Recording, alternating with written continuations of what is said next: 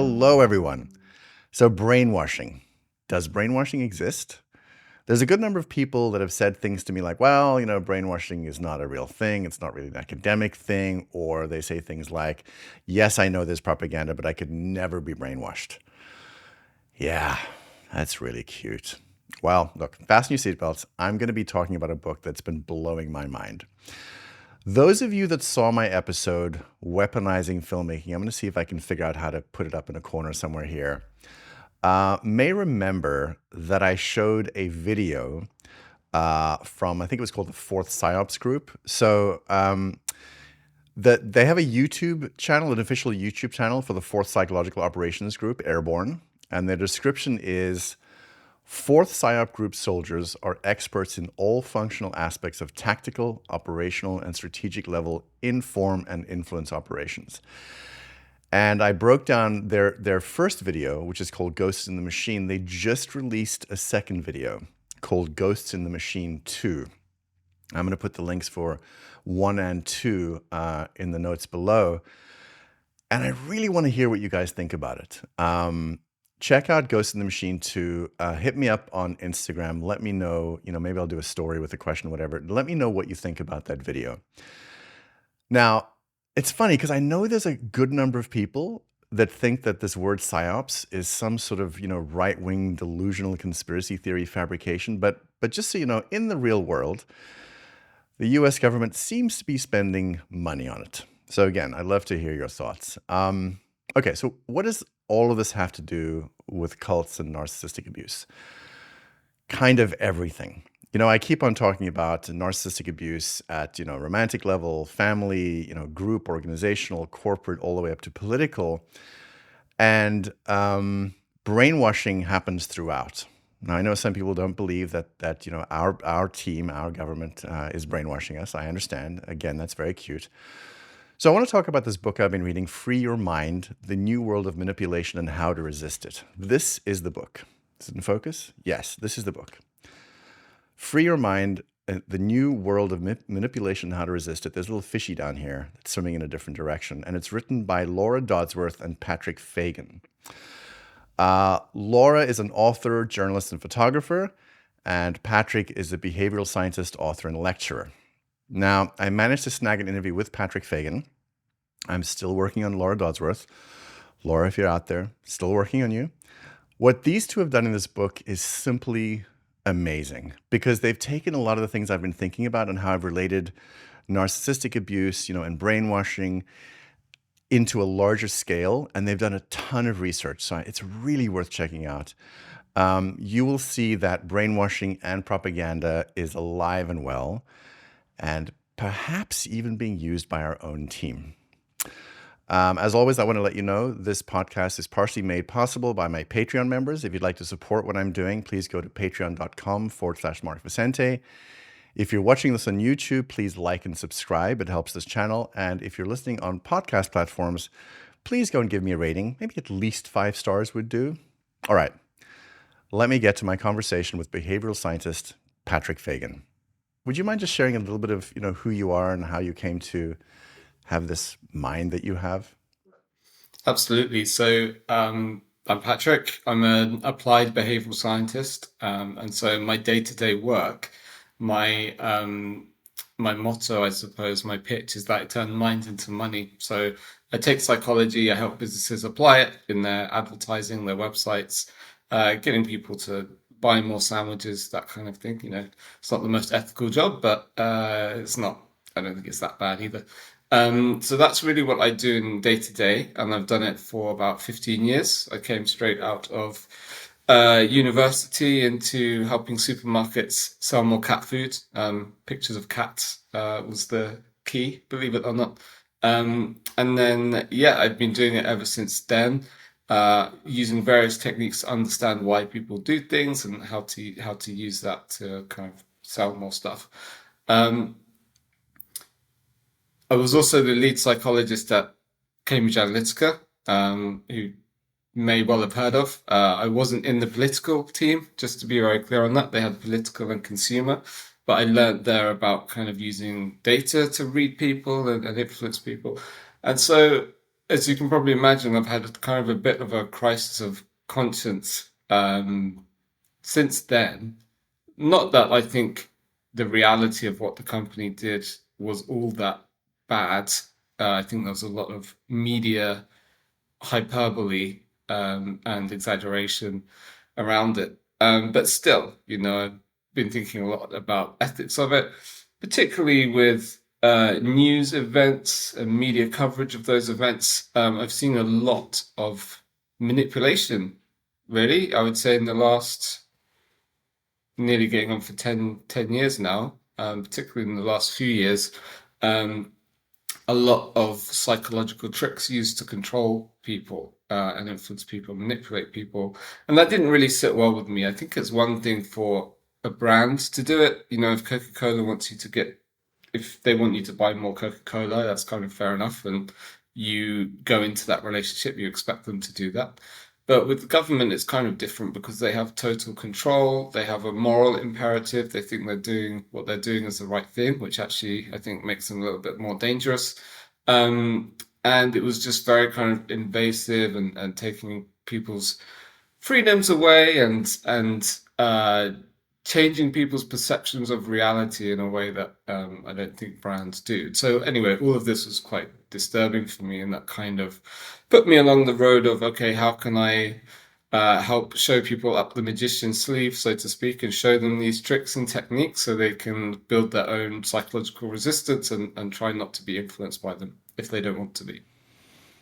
I was going to ask you about the ethics of it because, I've been a filmmaker for a long time, and I remember when I was decades ago shooting commercials, and seeing what we could do with, imagery and sound, and there were certain things I thought to myself, I can't shoot this, I can't make this. So that's interesting that you felt the same way. Why the fascination with behavior of all things, which I am fascinated by as well? But why behavior? What was that? Well, I suppose I was interested in psychology from about the age of 16 or 17 because I wanted to pick up chicks. That's basically it. I wanted to be more attractive, and I'm not condoning all that stuff, the game and so on, but I was a young man, had certain interests. So that's really what got me into it, but I found it so fascinating at the time, the stuff around evolutionary psychology and body language and archetypes. So seedy as that kind of field is or was. It was very interesting psychologically. But then behavior specifically is actually um, much more useful in a way because it's observable and measurable and predictable. So that's really what behavioral science is it's really focusing on tangible, observable behaviors rather than psychology can sometimes be a bit abstract and fluffy, and you can talk about emotions and motivations and things that might be a bit hard to get hold of, whereas behavior is much more tangible.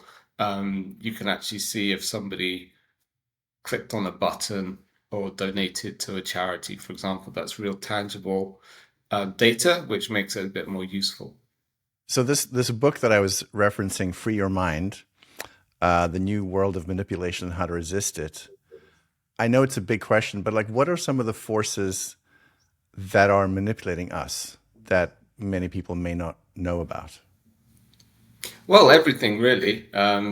All forms of communication are designed to manipulate everything. Even this conversation, I'm stringing certain words together in a certain order to kind of influence what's on your mind and your listeners' minds. You cannot not influence and manipulate people, but I do believe you can do it ethically, and you can also do it effectively. Um, but so all communication really, yeah, is persuasion. But in particular, in the modern era, we're really bombarded with it. From your phone dinging and nudging you to do certain things, not to mention tracking your data. There's a patent that was kind of discovered recently for Apple headphones where they have kind of sensors that can read your mind Yes. to a limited extent through certain EEG measures. Um, there is I mean, the technology is what's facilitating it, really. It can capture your data, your biometric data, can even read your mind through predictive analytics. And then it's also this vehicle to nudge and change your behavior. There's also the media. I think it's increasingly obvious to people, but it's just absolutely jam-packed with propaganda and agendas, even if you don't realize it. Disney, the news, sitcoms or soap operas, at least in the UK, they work with the government and the government gives them their orders basically for these social messages that they might need to include. And there might be noble intentions and you might agree with the social messages, but actually, is it right for these to be snuck in without people realizing it? Then, of course, there's more traditional sources which you probably expect it from, like advertising, social media platforms, uh, e-commerce websites which use dark patterns and dark nudges to get you to buy. Like they might say a particular product is selling out, there's only one or two left, Mm. that kind of thing. And then even, in your day-to-day life, there might be relationships that you have with people, your partner, your boss and colleagues, where they're using tactics, either consciously or subconsciously, to Mhm. control you. So it's everywhere, Mm. really. I mean, is there an example of, um, for you, a powerful example of being manipulated that really disturbed you? Or maybe around the time you had this awakening of sorts? Yes, yes. There's a couple. I think they're mostly to do with the media and media presentation of things that I knew not to be true. So it was just kind of lying in a way, but it was the fact that it was so coordinated by the media. Um, I won't go into specifics, but there was a debate between these two politicians, and then the next day, all these news stories came out saying a particular politician stalked and menaced the other politician around the stage. And I was like, I stayed up all night to watch that, and that didn't happen. Am I going crazy? So what I did was I Yeah. downloaded the debate video, and I did what any kind of scientist, I guess, would do is I stopped the video every 30 seconds, and on a little map, I made a point of where the candidates were standing, so I could prove to myself objectively it wasn't true. But it was so disturbing to see this coordinated, clearly planned, clearly coordinated lie come out in the press the next day. That's one thing that really does stand out in my mind. And then, particularly around the start of COVID, the way that the statistics were presented and manipulated. And again, you could argue that they had noble intentions, it was done for good reasons, but still, it was clearly a manipulation. Like, for example, in the news in the UK, at least, they would talk about the absolute number of cases every day, but they wouldn't present that as a kind of percentage of tests. But what I mean is that they were rolling out loads of tests and loads of more people every day were doing tests. So the fact there were more positive cases was largely just a function of the fact they were testing more people. Um, so little things like that, which seem to me deliberate manipulation of information to influence people. Yeah, it's funny, I've been thinking about that the last few years. Like, I'm not a scientist, clearly. Um, but I did see certain tactics, very forceful tactics going on. And I was like, A, why is it so forceful? And B, why is there so much money behind it? Hmm. And that's when I started to think, like, is there like a PR company doing all this? Hmm. And I wanted to get to this next point. I read a little bit about the nudge unit. Um, I don't know a lot. Can you explain what the nudge unit is, or it still exists? I think I'm not sure. It still exists. So what it was originally was part of the Cabinet Office in the UK. So it's basically a governmental department called the Behavioural Insights Team, which colloquially had the name the Nudge Unit. So nudging is using behavioural science techniques to influence people's behaviour. And so this was set up to achieve behavioral goals for the government, like getting people to pay their taxes on time, which they did, for example, in one study with a liking nudge. So they found Mm. that if they sent the reminders in white envelopes with a handwritten name and address on, rather than the usual brown envelope with the printed name and address on, people were more likely to do their tax returns. I think they found for every £1 that they spent on handwriting, they got £200 return on investment, something like that. Mm. Mm. So it's this kind of thing, taxes and getting people to drive under the speed limit and eat their vegetables and quit smoking and stuff like that. Um, it's now a semi-governmental department. So it's a kind of private, I think, but kind of not. It's a bit murky, and it has departments or offshoots all over the world now. But it still does the same thing, which is using behavioral science and psychology to manipulate the public to behave in the way that they believe is the right way for the public to behave. The right way. That always ends well. That Right, always ends exactly. well. Yeah. Um, you know, just going back to the last, I guess, 4 years, some people say, well, okay, so they use nudging, but they're using it for our safety. They're using Mhm. it, to build an ideal society. I mean, what are your thoughts on that, on this building this ideal society thing? Well, I think, like you said, it never really ends well when you have this kind of top-down group that wants to decide things for everyone else. Um, so we used to kind of feel, maybe wrongly, but I think the perception was that democracy was where politicians would enact the will of the people. So through votes, the people would express their will and politicians would enact it. But now, nudging has become a tool for kind of the reverse, where politicians are using this to manipulate and change the will of the people rather than enact it. So rather than doing what the people want, they'll just change what the people want. But that's probably easier. So yeah, I don't think it will end well. I think that society and the public is a very complex kind of organism, almost a living organism of interconnected people and systems and groups. And when you have a singular vision that you're trying to unnaturally force on that living organism, as you said, it doesn't really end well. You do, for example, get unintended consequences. There's lots of examples of this in nudging. Like, for example, uh, telling people not to smoke often actually has the opposite effect because people don't like being told what to do. So that's just a very basic example. So having Mm-hmm. this kind of totalitarian, forceful vision, yeah, as you say, it doesn't work well, and throughout history, I don't think it's ever worked well, as far as I know. I met a psychopath, um, self-confessed, who said to me that utopianists are the most dangerous people.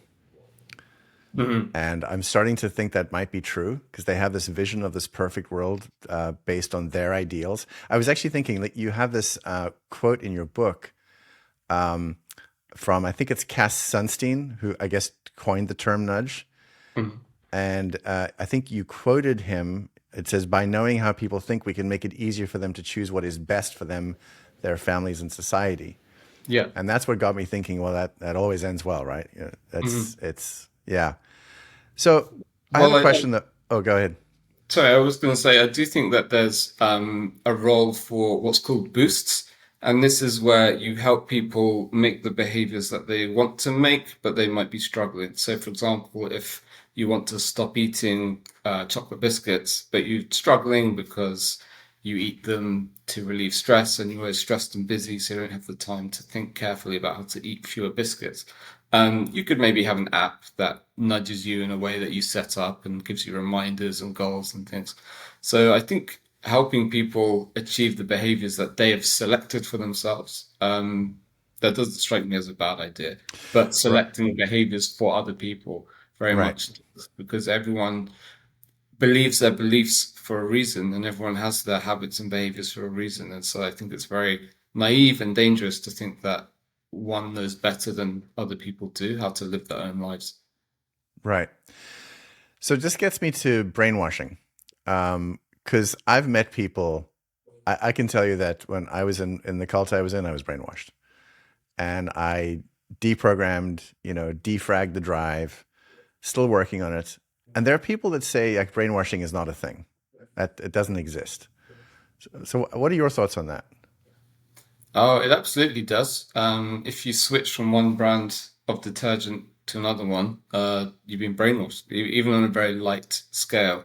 And everyone, I think, maybe there's a line where you're thinking about if people have benefited or not by it, but everyone is brainwashed to some degree by something, because we don't have the brain power or the time or energy to think through all of our decisions carefully. So we have to kind of rely on authority figures or rules of thumb, or society or institutions or whatever, we have to outsource our thinking somewhat to somebody or something. Um, for example, I mean, probably most of your listeners would say that the Earth is not flat, although these days, who knows? But I would challenge them to think, how do they know that? Have they been to space and seen it? Have they done the experiments you can do? Probably not. They're just taking it for granted because their teachers told them the Earth is round, and people in white lab coats say the Earth is round. So my point is not that the Earth is flat, although I'm open to it. It's more that you have to outsource some of your thinking. We just can't think through everything. And so brainwashing is the process of essentially moving people from one system of thought or one outsourcing institution to another one. So if you're a secular person and you watch MTV and this and that, and then you get baptized into a church, I mean, you're literally having your brain washed when you get baptized, but you're moving from one system of thought, that secular one, into a religious one. So that's it in a nutshell. There's actually a psychological principle called disrupt then reframe, and that's basically what it is. Or there's an esoteric principle called solvate et coagula, which means dissolve and reassemble. But that's what it is. It's about dissolving people's old attachments and ways of thinking and building new ones. So on a very severe scale, that could be a prisoner of war who's kept up day and night, and they're starved and they're blasted with heavy metal music all the time, and they're asked confusing questions, all of this stuff to kind of disintegrate their conscious thoughts and break down their old ways of thinking, and then introduced to communism or whatever as this new system, this new way of thinking. So that's really it in a nutshell. I understand that it might seem like an old kind of, most of the books from the 30s and 40s, maybe it doesn't have the scientific p-value, peer-reviewed study kind of approach that people are used to these days. But it's kind of hard to prove in a lab that this happens, but absolutely it does, even on a very small scale. I mean, anecdotally, that's what cult leaders do. They create conditions to completely break you down and take your cognition offline, even for a moment. So that's what's interesting. So in your book, you have a chapter, I think it's called Watch Out for the Blip. Yeah. Can you just talk about what the blip is? Because I found that really fascinating. So a blip is when you're going through some kind of turmoil or turbulence in life. You're more likely to have your patterns and your behaviors and your identity interrupted. And so that makes you more vulnerable for something else to come along. Like nature abhors a vacuum. So if you have a kind of psychological vacuum, you'll get filled up. And this can happen on a few levels. On a very small level, it can happen with advertising. If they have a bit of a weird advert where makes you stop and go, what the heck is that? Which most adverts do. You have that moment of confusion and bamboozlement, so you're more likely to subconsciously take on the message of the advert. It can happen on a bigger scale with groups, like multi-level marketing schemes are more common among army wives. An ex-member told me, because army wives are always moving around to different bases. So they're kind of disrupted and disconnected. And so there's that vacuum which the MLM is more likely to fill. And of course, cults try and detach you from your identity and your family. They try and cut you off from your old ties. Also, you're more likely to, for example, impulse purchase something if you're tired or stressed or hungry, because you're going through that blip.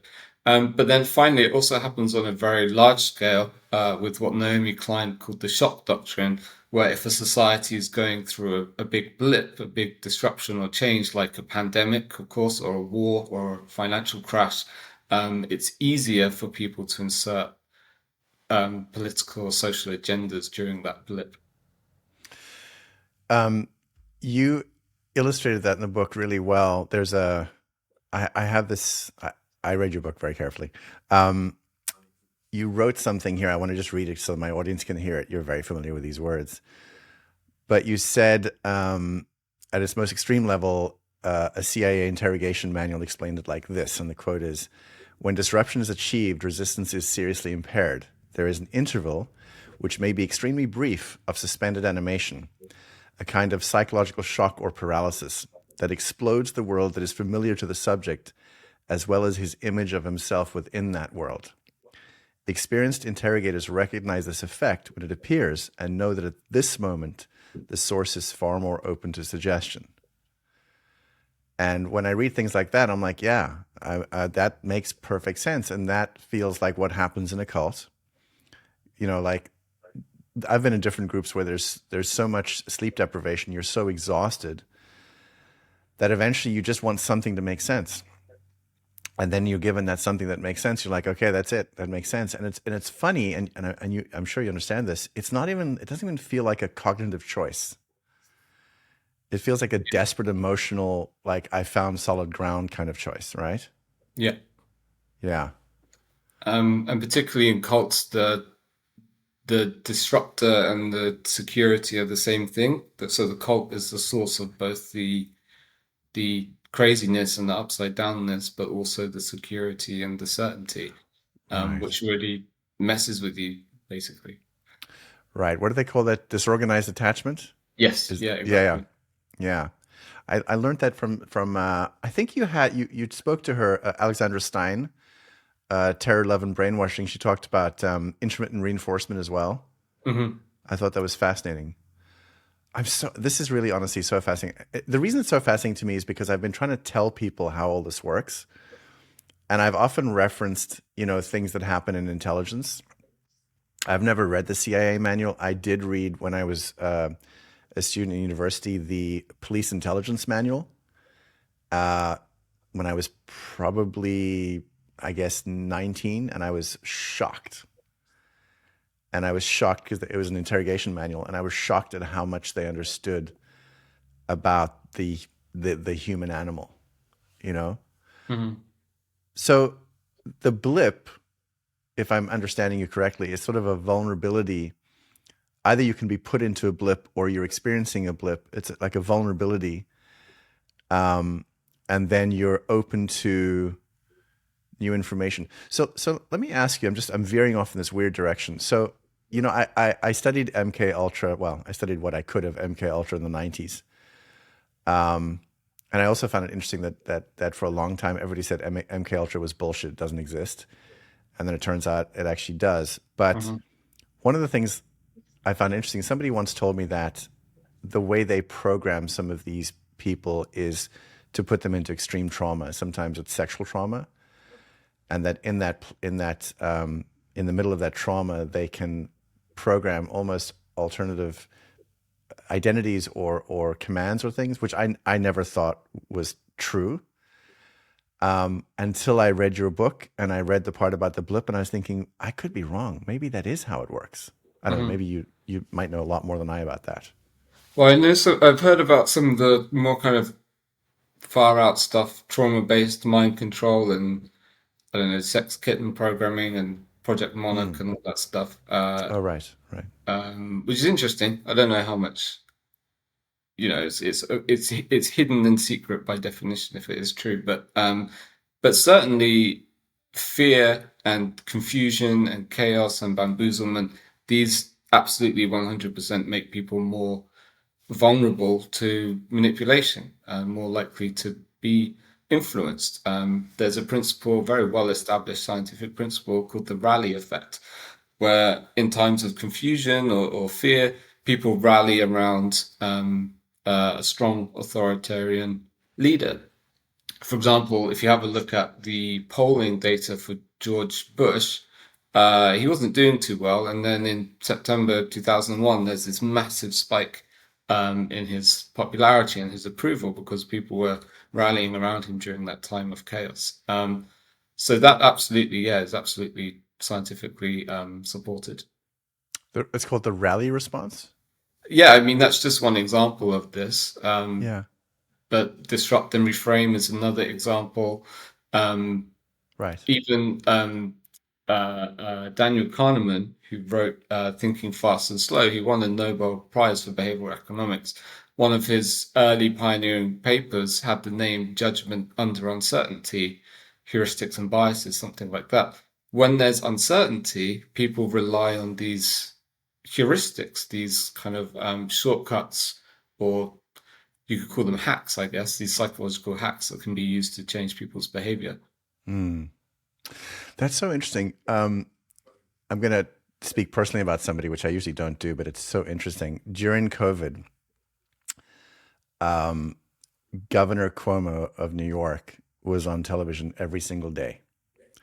And people were terrified at that time. And I had actually met him because I was trying to get somebody high up in the government to deal with our cult, to help prosecute. And we weren't getting anywhere. So I had a meeting with him, and I kind of got, I won't describe exactly what it was, but I got a sense of, oh, this guy's full of shit. Right. And so I kind of had a sense of his character. And so then when I saw him on television, after that, on television every day, and I saw there were women saying that I want his children, I want to marry him. And I was like, what is going on? It's like this guy's a Hmm. guru. Hmm. Hmm. And I thought to myself, is it that they're so terrified and he seems so solid? So that to me is a great example of what you're saying. And I've been wondering, maybe you know this, like I keep on thinking about evolutionary biology, like why is it that people stick to sometimes the most maniacal, psychopathic, I'm not saying that Governor Cuomo is those things, by the way, this is a separate thought. Allegedly. Separate thought. They stick to the most maniacal, most dangerous, horrible human being. And I keep on thinking, like, why? What is the wiring in us? I hope you know, because I don't. I'm trying to figure it out. Yeah, absolutely. People are looking for certainty and an anchor, particularly in times of confusion. And I suppose psychopaths have that really. They're quite imperturbable. If you think about James Bond as probably a good archetype. He could throw someone to his death and then make a joke about it immediately afterwards. I mean, he's a pure psychopath, but very Sure. charismatic and appealing, maybe for that reason. Um, Right. there's some, maybe, I mean, you talk about wanting to have his babies. There's some evolutionary psychology in that, the dads versus cats, sexual selection stuff, bad boys, basically. Ted Bundy had loads of women sending him love letters and things in prison. Um, so there is something, at least, not to all women necessarily, but to some women, there is something attractive about the dark personality. I think it might be a like a power thing. Hmm. Again, the certainty and security, at least perceived emotionally, that a psychopath can offer. Speaking of psychopathy, it occurs to me that the best way to get control is to manufacture a blip, is to manufacture a crisis, which, by the way, happens in cults a lot. There's in the different groups. I've been in two cults, so I've been quite the cult hopper, quite experienced in this realm. But I noticed that often there was like some issue going on of doubt, and then suddenly there was a crisis. Hmm. I didn't figure this out until later, and then so everybody rallied around the crisis. Um, in fact, in my particular case, I'm saying this more for the audience because I've never said this before. At a particular time when more and more bad press was coming out about my cult leader, some of the bad press was coming from me. One of his sort of lieutenants went to him and said, "Are we doing bad things?" And he misdirected her and said, "I can't believe you would ask that at a time like this when we're bleeding. Like I Hmm. need help. I need help." And I was thinking, it's crazy. They manufacture all this shit to either have people stand down or rally around. So I am beginning to wonder, and I do want to get it. I want to get to the term conspiracy theorist for a second because there are members of my audience that are about to call me that. I do begin to wonder if some of the events that occur in the world don't just happen, but are manufactured in order to rally people on purpose. I don't know Hmm. if you have specific examples that you've discovered in your research.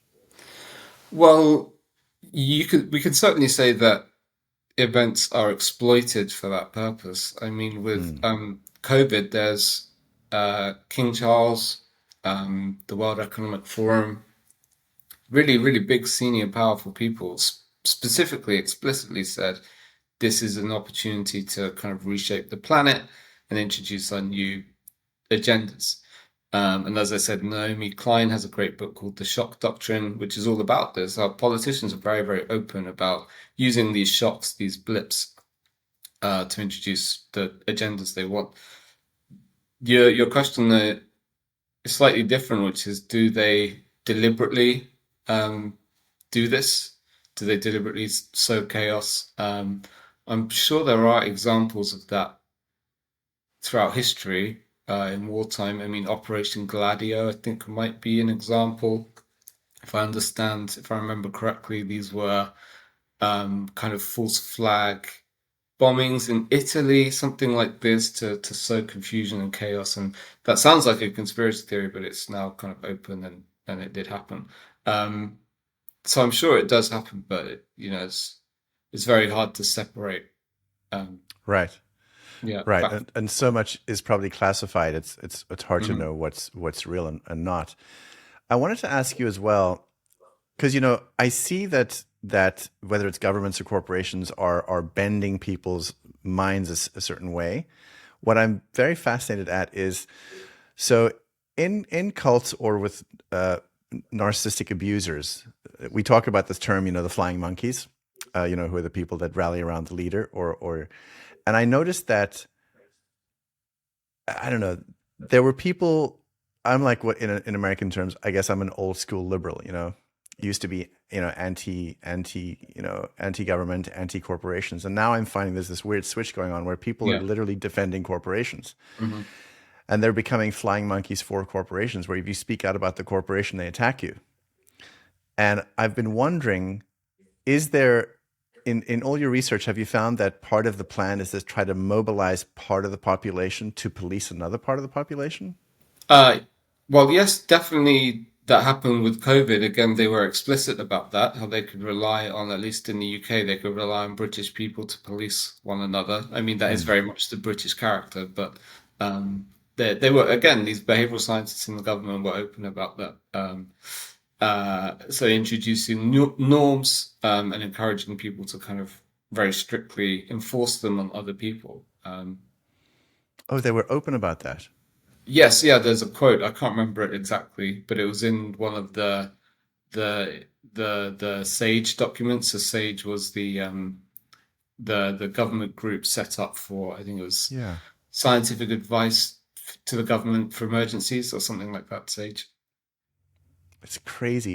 It has shocked me how, if you step out of line now, which gets me the conspiracy theory thing, because I heard a rumor that the term conspiracy theory was coined by the CIA. I don't think that's Mhm. true, and I think you talked about in the book where it was actually coined.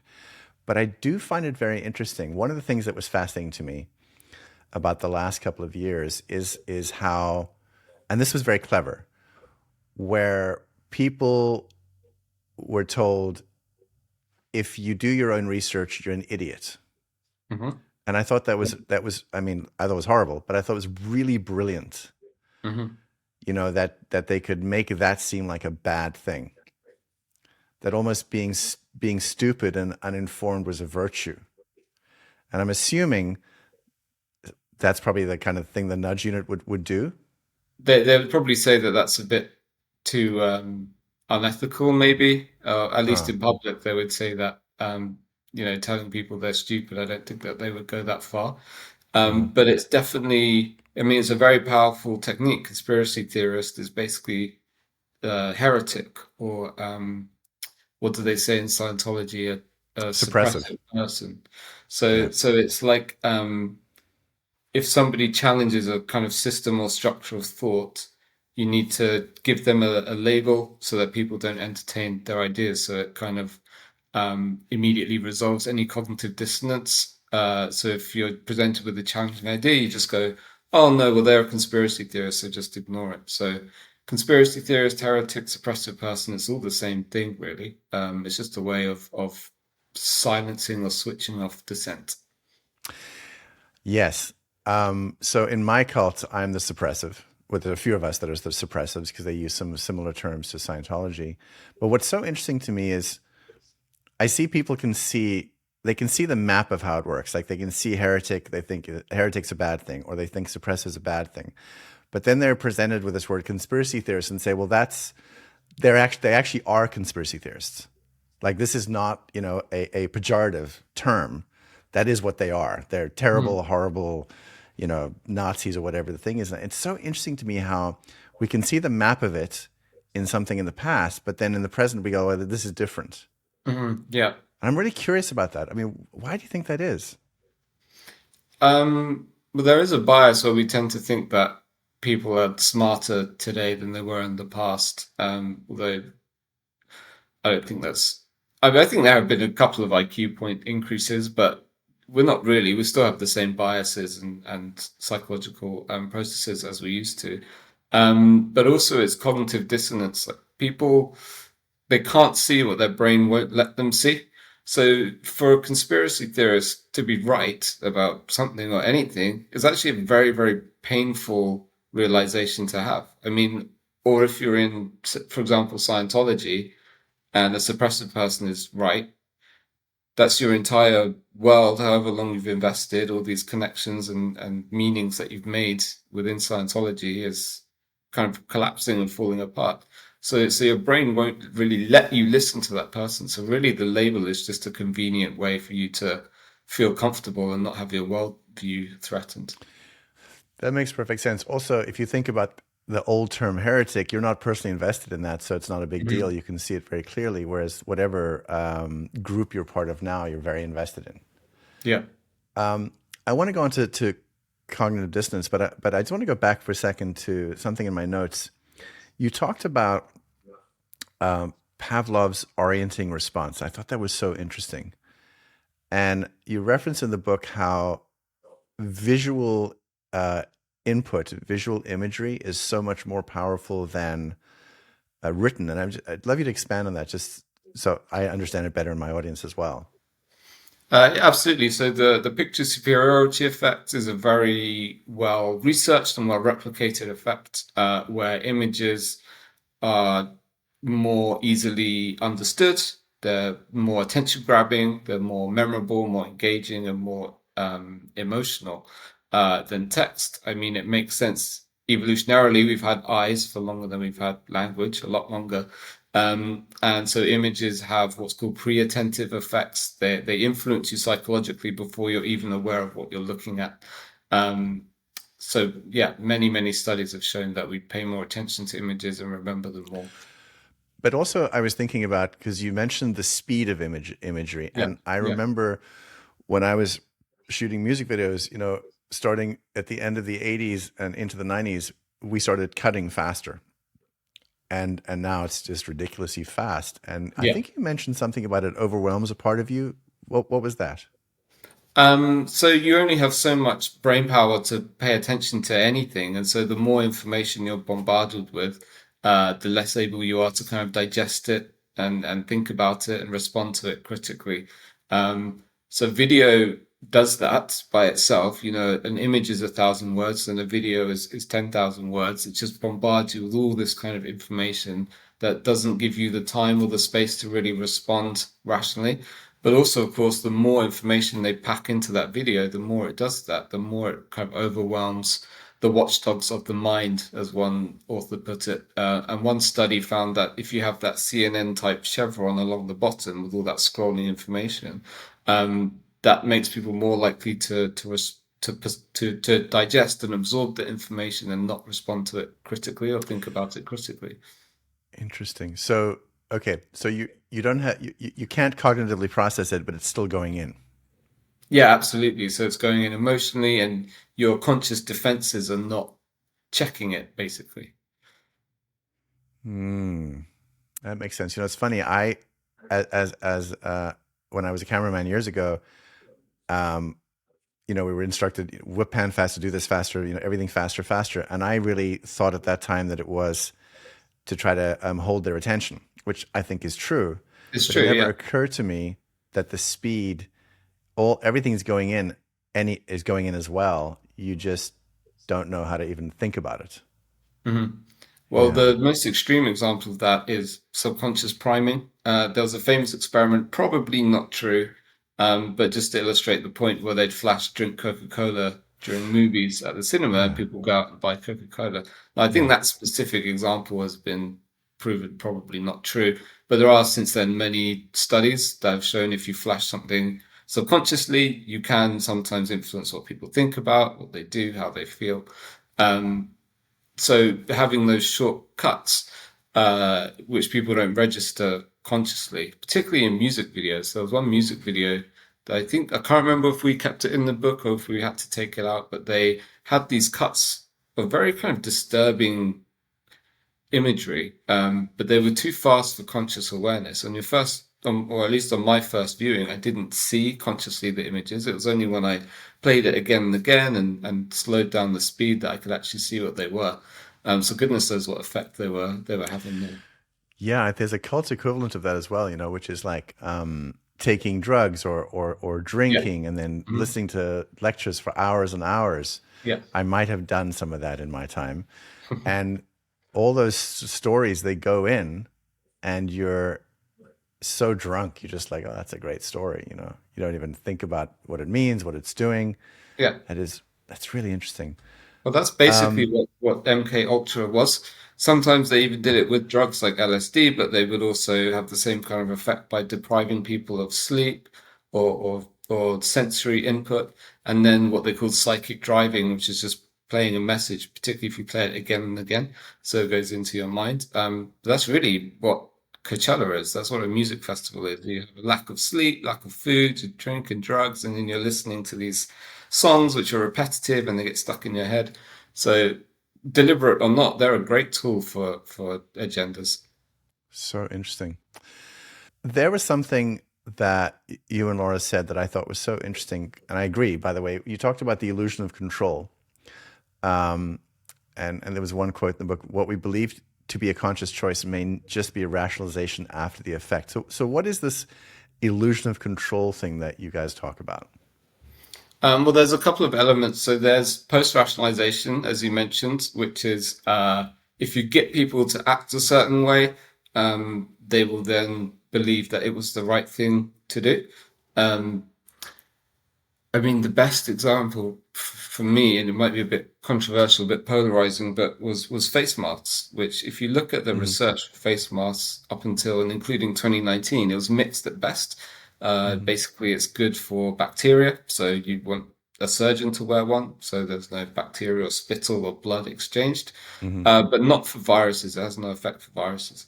Hmm. And then since 2023 onwards, the research has kind of gone back to saying that. There was a Cochrane review, which is the gold standard in medical reviews, which said that face masks have no effect on respiratory viruses, including COVID. There's no evidence. But there's that Hmm. period of a couple of years where people were made by social pressure, by their jobs, whatever. They were forced to wear face masks. And then all of these very scientific, rational articles and studies came out saying that face masks work. So it was kind of this mass rationalization by very smart people that face masks work because they were made to wear them. At least that's my opinion. I'm sure people listening Hmm. will have this. Hmm. So there's the rationalization element. There's also the fact that if you try and force people to do something, it often doesn't work. So you need to maintain this illusion that they have control. You can't push a donkey from behind, for example. And so in psychology, there is a principle called the but you are free technique, where if you begin or end a request with something like, but it's up to you, do what you want, people are actually twice as likely to comply. So you can't really force people to do something. They have to have an element of choice somewhat. And then the third thing is you can arrange choices to maintain that illusion of control. A great example would be a waiter who asks if you want still or sparkling water. Hmm. You end up giving them money, uh, but you feel like you had a choice, when in reality you could have had tap water or nothing at all. Right. There's an interesting example in one group I was in, which I won't mention because I don't want to deal with litigation again. Um, the leader could sometimes treat people pretty badly in front of a lot of people. And there's a lot of shaming that went on. And then and then at a certain point, the leader would say, there's no seat belts on your seat. There's the fucking door. Yeah. And of course, you think, well, I'm choosing to stay. But the thing is, what does it mean to stand up in front of 1,200 people and walk out? So Yeah. you would never do that. So you think, oh, well, I'm choosing to stay, when it's not really a choice. And presumably for many of or most of the people there, there's some kind of deep-seated need that's being fulfilled by the group that they wouldn't want to let go of. But I went Yeah. to a kind of, I think it's unfair to call it a cult, but it was kind of a Jungian men's retreat for a weekend, which I wrote about in the book. And Yeah. when I got there, everyone was crammed into this tiny room, kind of almost like Guantanamo Bay conditions almost. And they had been there for at least an hour because of me, really, because I was quite late, and they were made to sit there and wait for everybody to turn up. And they were quite angry with me. But it was only in reflection I was like, well, they didn't have to do that. There's no law. In fact, it would be illegal to force people to go into that room and stay like that. So there was a degree of choice involved. Yeah. Yeah. I want to just say, I have a few more questions, but I want to just say to my audience, I really want everybody to read this book. It's really staggering, the amount of research that's gone into it and how it helps explain some of the actions that people who have been in abusive relationships or have been in cults actually take. Because, you read this book and you go, oh, it all makes sense. There's a whole science to this. There was something, this was it. You said as well, or maybe you didn't say this. Maybe you quoted somebody that said this.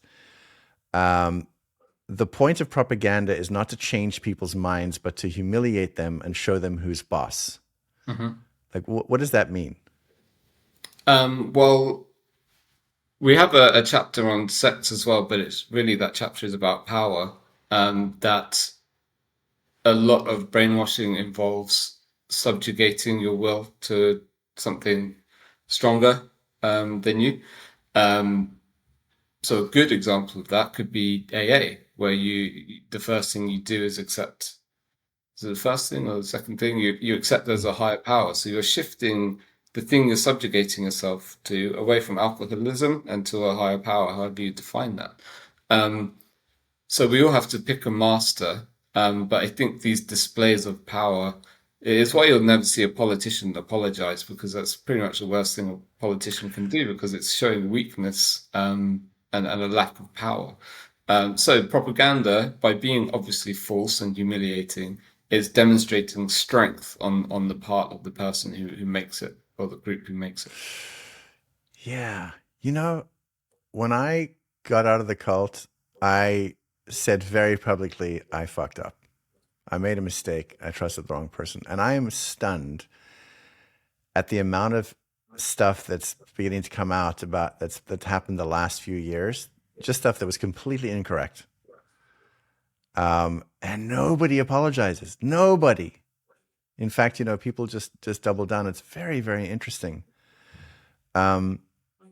I did think, by the way, I always thought of propaganda as trying to change people's minds. I never thought that it actually humiliated people, but I'm beginning to think that's true. Well, there's another nice quote. I can't remember where I heard it, but propaganda is not about it's not about changing what you think. It's about changing what you think other people think. So it's about reinforcing norms. So you kind of keep quiet and you behave how you think other people behave. That's so interesting. So yeah, so social pressure is a really big thing. I want to get to something.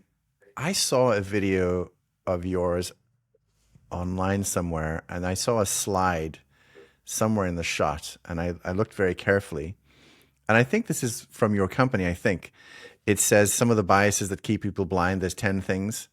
Oh, yeah. Willful blindness, cognitive Yeah. dissonance, system justification, terror management, conformity, in-group, cognitive misers, learned helplessness, authority, and regression. I want to ask you about, because willful blindness, I kind of get. I think my audience does. Cognitive dissonance, I've talked about so much. System justification. What's system justification? It's this idea that something you benefited from can't be wrong. So if you've grown up in a system and benefited from it, then then it must be right. It couldn't possibly be Mm, wrong. Which might explain why uh, there was less compliance among like ethnic minorities, at least in the UK, with COVID stuff, because mm, they're more willing to be suspicious and skeptical and questioning of the government. mm. Yeah, more marginalized. What about terror management? What's terror management? So the world is a terrifying, scary place. We're all going to die. We're all kind of decaying every day, really. And that's a terrifying kind of realization to have. So we try not to have it. We try and distract ourselves, keep ourselves busy, so that we don't have to face our mortality and we don't have to face the scariness and the pain of the world. And so strong authoritative groups that you can join or strong charismatic leaders give you, as we were talking about earlier, that certainty and that distraction and that busyness and that attachment of something of an anchor um, in this chaotic, scary world. That makes sense. You mentioned conformity, which I understand in group cognitive misers. The last one, I'm so fascinated. Regression, because regression sounds like something to do with infantilization. Can you explain the regression point? Well, it's a bit similar to terror management theory, but really, um, the world is confusing. There's so many choices to make. Most people, in fact, probably all people in some way, don't want to make their own choices. They want to be told what to do because it's safer, easier, and you can outsource responsibility to someone else.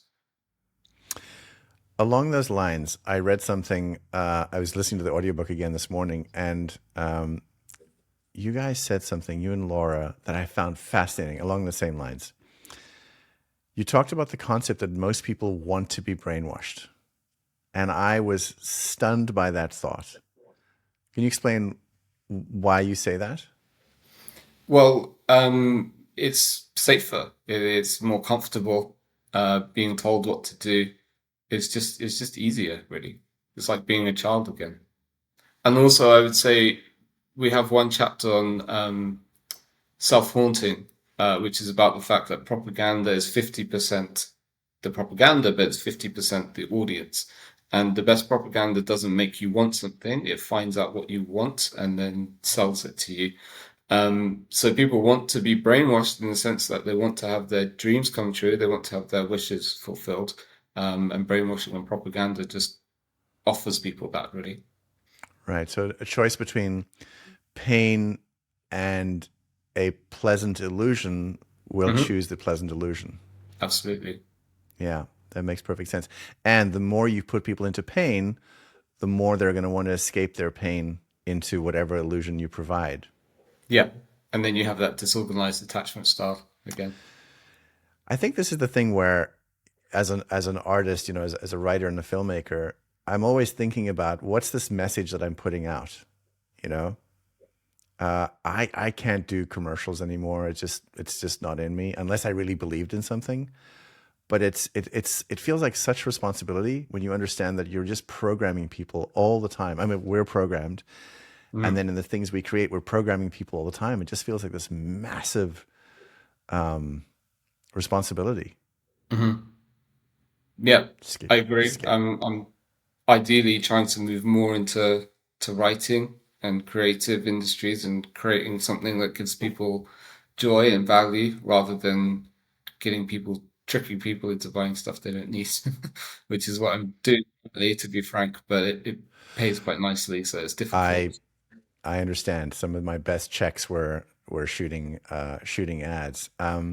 So just to sort of wrap up, I mean, your whole book talks about this, but like, if you were to try and sum up, like, how do you develop, so my audience can think about this, how do you develop immunity from all the noise? Because you can't avoid it. Hmm. Well, one of the things is you can avoid it a little bit. So I spoke to a magician and I asked him, how do you not get tricked by magicians? And his advice was very simple. He said, don't go to the show. I think there is something in that. If you want to be brainwashed less and have a bit more sovereignty, you need to kind of pull back a bit from these things that are trying to influence you. Watch a bit less TV, use social media a bit less, read the news less. So I personally have got rid of social media. We don't have a TV in the house anymore. I know it's very extreme. You don't have to do that, but just cut it down a little bit, just make small steps. But outside of that, you can get immunity. You can get a certain level of immunity if you familiarize yourself with these techniques. You can inoculate yourself, so to speak. It doesn't completely work. For example, I know that, let's say Ralph Lauren, they make their clothes deliberately scarce to make them seem more valuable. I know that, and yet I still like them. I still buy them, so I'm still influenced by it. But you can get a small measure of immunity if you learn about these techniques. So buying the book would be great. Also becoming more in touch with your emotions and your gut instinct is healthy. Of course, rational thought is wonderful and we've achieved great things. I'm not saying don't be rational, but just be aware of what your gut is saying. And there's research showing that meditation can help with that. In fact, it reduced the incidence of one cognitive bias by a third in one study. Um, those are probably the main things. But really, if you can kind of uplift your life and become a bit more conscious and in other areas, eat better, exercise, get outside, get grounded in nature. I know it sounds a bit kooky and woo-woo, but these things really do help. If you can just clear your head and get rid of some of that noise, then you can respond more consciously to these attempts to manipulate you. I think kookie's actually good. I'm starting to feel like whatever the government's pushing and they're putting billions of dollars behind, I think maybe I'll do the other Do the thing. opposite. Yeah, Yeah. whatever the opposite of that. Yeah. You said towards the end of the book uh, that you and Laura said that your minds were changed by writing this book, which I find really interesting. How were they changed? Well, I can't speak for Laura, but for me personally, as I said, I disconnected a lot more from all of this noise, using social media less.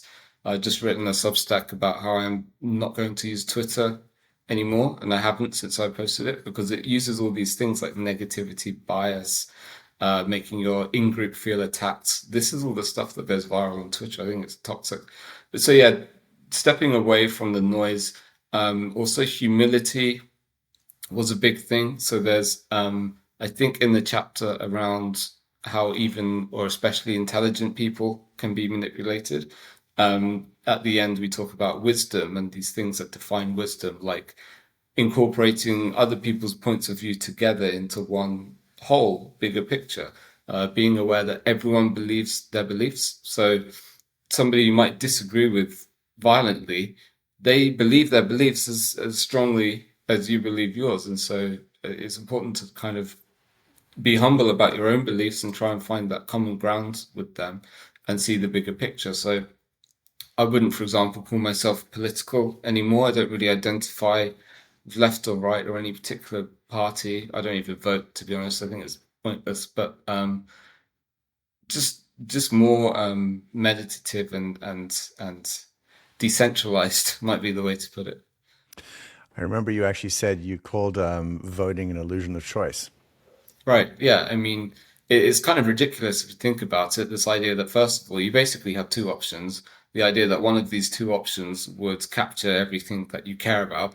Then the idea that your one vote would make any difference to the outcome. And then the idea that if your chosen party or person did get in, they'd actually keep their promises. Then the idea that if they actually kept their promises, it would actually have some tangible effect on your life. If you multiply all these things together, it just seems absolutely pointless to me personally. Yeah. You know, two things. I love that you have gone on this very deep internal journey in your life and in writing this book. I think that's very beautiful. I do think you're right. I think that is the antidote. You know, having a true connection to oneself. Hmm. Um, I think it's amazing. I'm very grateful that you and Laura wrote this book because it's some of the stuff that I've been talking about. You know, like I did a whole video on that psyops group video.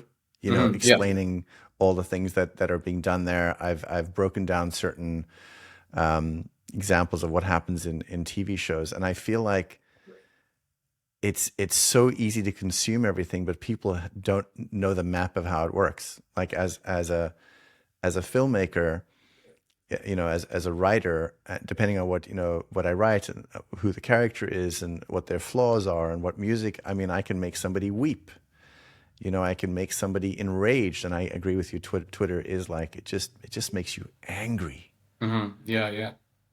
God, it makes you angry. So I Right. really appreciate you guys writing this. It's a really amazing piece of work, and I recommend it to my audience. Please go out and get the book. I'll put the information in the show notes below. No, I really appreciate you having me on. It's a really interesting conversation. I'm glad you got so much from it, from the book. So much from it. And if you ever had the time, you may not want to, but you might want to check out the TV show that we did, The Vow, because it's everything you're talking about in the book is you see it played out by somebody with a pretty serious pathology. It's really fascinating. Patrick, thank you so much for your time. I really appreciate it. I can't wait to also have a chat with Laura about this. But I really appreciate your time. Thank you very much. My pleasure.